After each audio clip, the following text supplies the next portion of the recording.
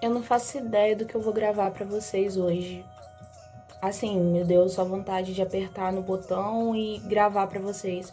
Eu acho que eu tava querendo ter uma conversa, uma coisinha mais madura, uma coisa um pouquinho mais complexa com vocês em questão de liderança. Vamos lá, liderança no profissional, dentro da sua casa, pra você que é homem, pra você que é mulher, mãe, pai, irmão, irmã, tio, enfim, é no geral. Eu tava conversando com um amigo e ele me disse uma coisa. Ele me disse que líderes geram grandes líderes. E eu também tenho um outro amigo muito importante que ele tem essa autoimagem. E a liderança, ela é eficaz. Ela é eficaz porque, de alguma forma, em meio a um povo, nós precisamos de um líder. Nós precisamos ser liderados, seja de uma maneira política, uma maneira pessoal dentro de casa, uma maneira profissional no emprego. E a liderança, ela é contribuinte para que o ser humano evolua e tenha mais educação e conhecimento como pessoa, como um ser humano. Dentro do limite que eu vivo nesse mundo, a educação começa de casa. A educação começa de casa, nós começamos os nossos afazeres, começa com arruma o seu quarto, ou vai fazer comida, ou leva o seu irmão na escola, busca seu irmão na escola, ou até mesmo passa uma vassoura na casa. Passa uma vassoura na casa, arrume ela. Dependendo do tipo de liderança que você tem, até um certo ponto, até uma certa idade, você precisa sim impor limites para que a outra pessoa respeite o seu ponto de vista, respeite o seu lado. Porque não é porque você obedece que você será submisso. Tem a questão, sim, da submissão em muitas pautas religiosas, como o cristianismo, por exemplo, que define que a mulher, ela é, sim, submissa ao homem, tanto quanto ao homem deve obedecer à sua mulher. Isso já é uma pauta casamenteira, ou seja, dentro do matrimônio, homens e mulheres devem, sim, se respeitar, contanto que a mulher, por um tipo de ordem, deva ser submissa ao marido e o homem fiel e honrar a sua esposa. Isso é um tipo de submissão e obediência. Eu tô fazendo esse vídeo aqui em pequenos picotes, mas depois eu vou fazer uma edição aqui. E isso me chamou muita atenção porque há um tempo atrás eu trabalhava numa imobiliária. Dentro dessa imobiliária eu trabalhei, foram em 4 imobiliárias.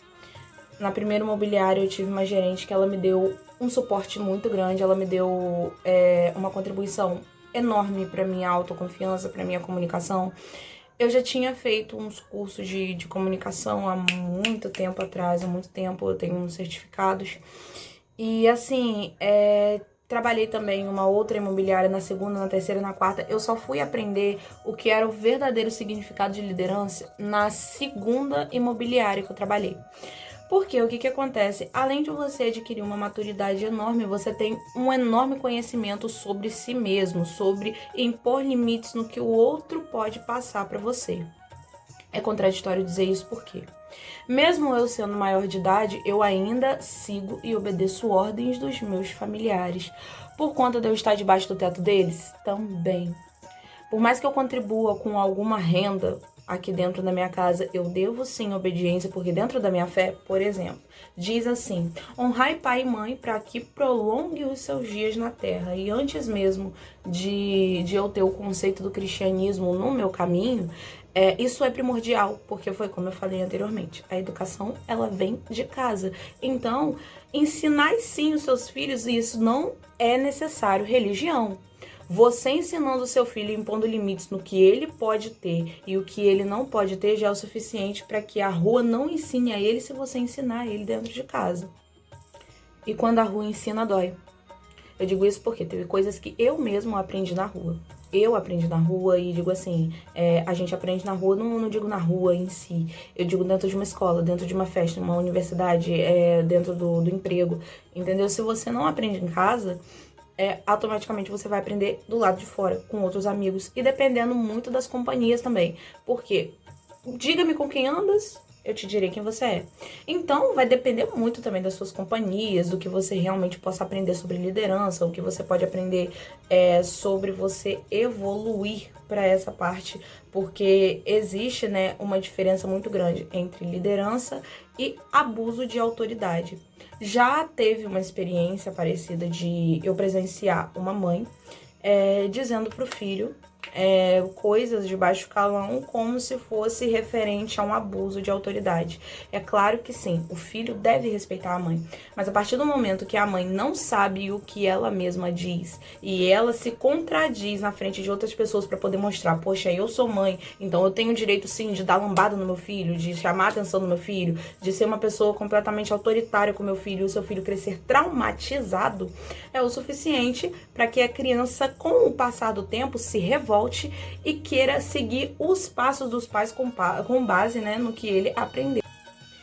Então, existem muitas maneiras de ser um líder e você ainda assim aprender com outros líderes. Um líder gera outros líderes. Então, se você escolher ser um líder um dia, seja na sua casa, no seu casamento, dentro de uma aula profissional, dentro de uma escola, algum instituto, qualquer coisa que você for fazer na sua vida, se você escolher ser um líder, até mesmo dentro de um parlamento, antes de você ser um líder, experimente ser liderado, para que você assim conheça os seus limites e aprenda a impor limites.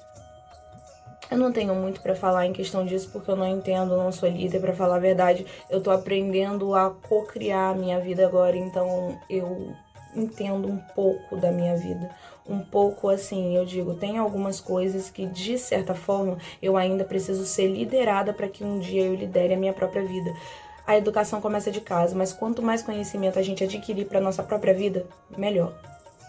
Então, líderes, eu tenho muito orgulho de todos vocês, todos os líderes, seja de qualquer tipo de instituto, de profissionalismo, de empresa, até mesmo líderes religiosos, porque liderança é uma responsabilidade muito grande. É uma questão de conversa, é questão de diálogo, é olho no olho, é preocupação, porque o líder sente a dor da pessoa que ele lidera, ele procura estar sempre ali do lado, ele tem empatia, ele tem comunicação, e muitas das vezes o líder, ele é tão sobrecarregado que a gente acha que o líder, ele tem que saber de tudo. Nem sempre, às vezes o líder, ele precisa de um abraço.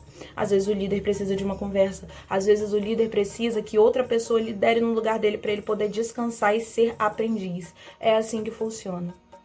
Eu acho que o vídeo hoje saiu de uma maneira meio aleatória, mas fazia também um tempinho que eu não postava vídeo. É isso, pessoal. Milhões de beijinhos.